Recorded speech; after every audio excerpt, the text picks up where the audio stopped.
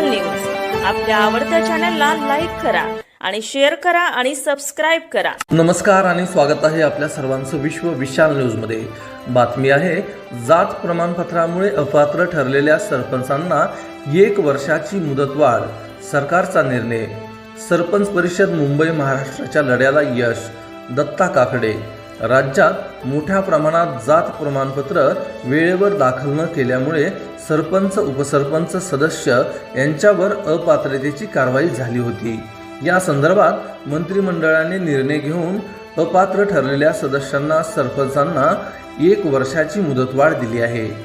सरपंच परिषद मुंबई महाराष्ट्राच्या वतीने राज्य सरकारकडे मोठ्या प्रमाणात पाठपुरावा करण्यात येऊन या सरपंचांना उपसरपंचांना व सदस्यांना अपात्र करू नये अशी मागणी करण्यात आली होती।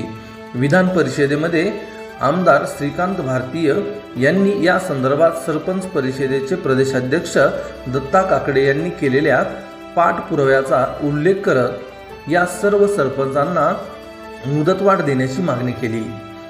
तसेच विधानसभेमध्येही अनेक लोकप्रतिनिधींनी याबाबत पाठपुरावा करत या सरपंचांना 1 वर्षाची मुदतवाढ द्यावी अशी मागणी केली होती।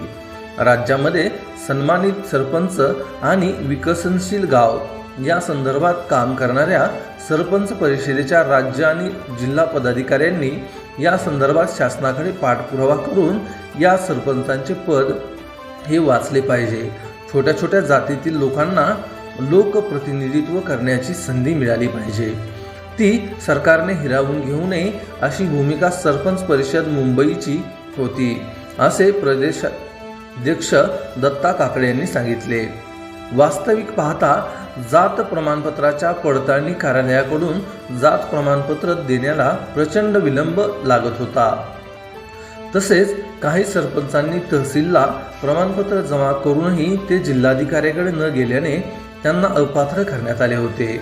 या सर्व बाबी सरपंच परिषदेने राज्याचे मुख्यमंत्री देवेंद्र फडणवीस, ग्रामविकास मंत्री जयकुमार गोरे यांच्यासमोर मांडल्या होत्या।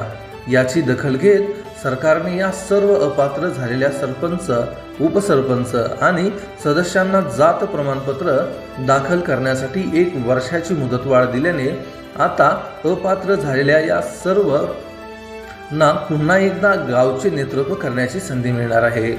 सरपंच परिषदेचे प्रदेशाध्यक्ष दत्ता काकडे यांनी या संदर्भात दूरध्वनीवरून राज्याचे ग्रामविकास मंत्री जयकुमार गोरे, आमदार श्रीकांत भारतीय यांचे आभार मानले व राज्याचे मुख्यमंत्री देवेंद्र फडणवीस, उपमुख्यमंत्री एकनाथ शिंदे आणि अजितदादा पवार यांनी हा निर्णय घेतल्याने त्यांचे सरपंच परिषदेच्या वतीने आभार मानले आहेत। अशाच नवनवीन बातम्या पाहण्यासाठी आपल्या आवडत्या विश्व विशाल न्यूजला सबस्क्राइब करून बेल आयकॉनला नक्की क्लिक करा।